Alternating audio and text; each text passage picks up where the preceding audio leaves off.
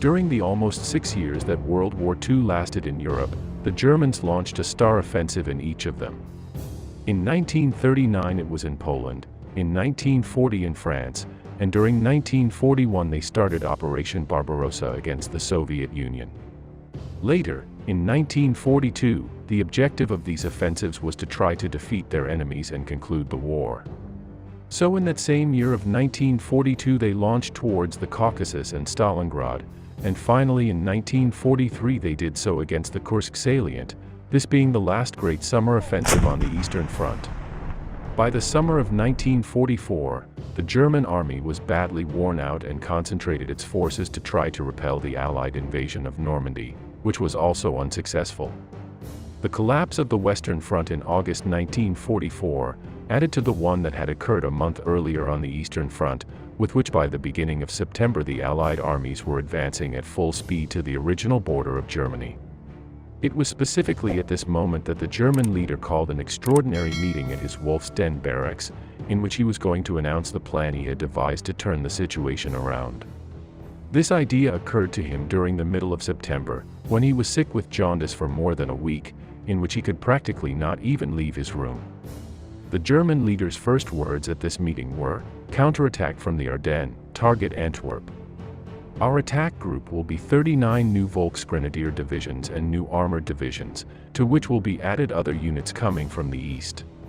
We have to make an attempt to break the dividing line that separates the English from the Americans and achieve a new Dunkirk." This perplexed many of the attendees, as was the case with Jodl, who just a few hours before had been talking about the bad situation in which the German forces found themselves on the Western Front. Guderian also protested and pointed out that the situation on the Eastern Front was critical, and that troops could not be withdrawn from there.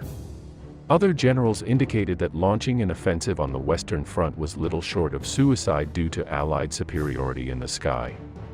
Hitler finally replied that more than 1,500 fighters would be concentrated for the occasion, and that the attack would be carried out in bad weather to prevent the Allies from using their aircraft. As a guide, everything should be ready by November 1st, the date on which he wanted to start this offensive. Next, the German leader spoke of the importance of achieving this victory, and forced all the men present to take an oath that they would keep everything he had just told them secret. This included the death penalty for those who leaked this information to people outside the German high command. Although this may sound very spectacular, the truth is that it was always done, although on this occasion a special emphasis was placed because it was his last bet to try not to lose the war in a dramatic way. On the other hand, and as it would be worth analyzing in another program, the truth was that the vast majority of plans had been leaked by mistake, and had always fallen into the hands of the enemy. What almost always used to happen is that some general carried the papers of the operation with him when he traveled by plane, and accidentally ended up crashing on enemy soil. However, as paradoxical as it was, the enemy did not usually take this information seriously, as they considered it an attempt at deception. In any case, for this occasion the maximum possible secrecy was wanted, since all its success depended on completely surprising the enemy. Something that, as we will see later, could not finally be achieved. From this point, preparations for this offensive began to take place. Although at first it was prepared for the beginning of November, little by little it had to be delayed. The reaction of the leading German marshals on the Western Front, these being Walter Model and von Rundstedt, was disbelief. Both knew that their forces were far from being able to achieve such a feat, and they tried to reduce the objectives of the offensive. While this attack has always been seen as crazy, we have to ask ourselves what was the reasoning behind it.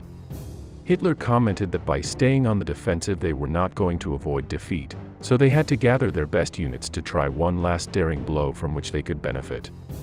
It was clear that at that time the German army no longer had the capacity to achieve a total victory over its enemies, but there were other options that they believed they could aspire to. Basically, the objective was to achieve a negotiated peace before the Allies arrived in Berlin. To achieve this, they need to deal a heavy defeat to the Allies that would give them a better position to negotiate. His best option was to destabilize the alliance the Allies had, which the German leader called an unnatural alliance, or to bring hostilities to an end on one front so that he could focus entirely on the other. So, and with this objective, the question was where to throw this last card. If launched on the Eastern Front, those 32 divisions would be absorbed and neutralized by the massive forces of the Red Army. If they did it on the Italian front, they might be able to advance and even get as far as Rome, but that wouldn't do any good. However, on the Western Front, if they could achieve some kind of achievement. The German leader believed that two panzer armies could divide the Western Allies and force the Canadians out of the war, and even the British, if they got another Dunkirk. If this offensive to Antwerp went well, they would also be able to seize that important port from them and thus delay their supplies and put an end to the Allied threat to the Ruhr area.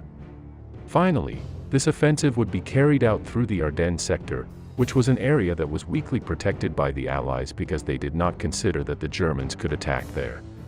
As had happened in 1940 in the German attack on France, now they wanted to repeat a similar action. Although in 1940 with the weak Panzers I and II the offensive had gone well, with the powerful weapons that Germany now had, the forecasts were even better.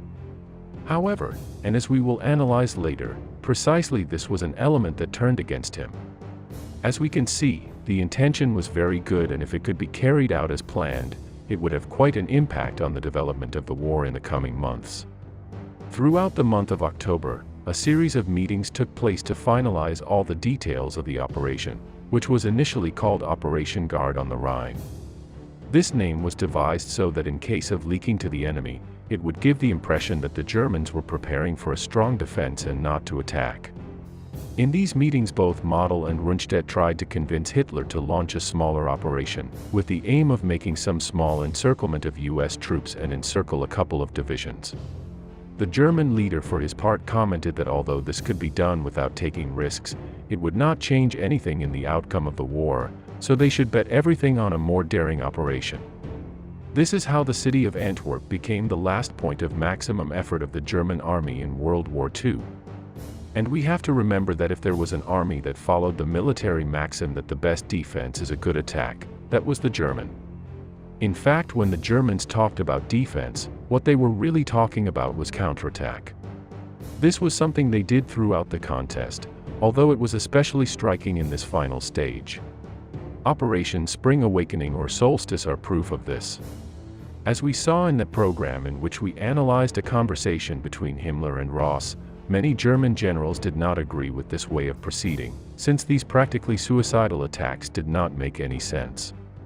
Instead, they proposed to accumulate forces to carry out a larger offensive or establish better defenses. This offensive in the Ardennes does meet those requirements, as it spent many weeks in preparation and all available resources were used in it. There is no doubt that if it had gone well, it would have been a crushing blow for the Allies, but as we will analyze in a future program, it was practically impossible. Again, we go to the eternal debate about what would have been better for Germany in that situation. Use these troops for a fiercer defense with which to hold out perhaps one more month, and in the end be defeated. Or try a last risky offensive with which if they could manage to deal a heavy blow to the Allies' Westerners, and then see what happens. Well, so far this program, with which I hope you have understood the meaning of this latest German offensive and what they intended with it. Stay tuned for the next few days as we will upload another program analyzing the reasons for its failure. I leave you in the description the video that I have commented on the talk that Himmler and General Russ had, which I assure you is very interesting. Thank you all for being a part of this community, and especially the sponsors who make this possible. Subscribe and share this program if you liked it, and see you in the next one. See you soon.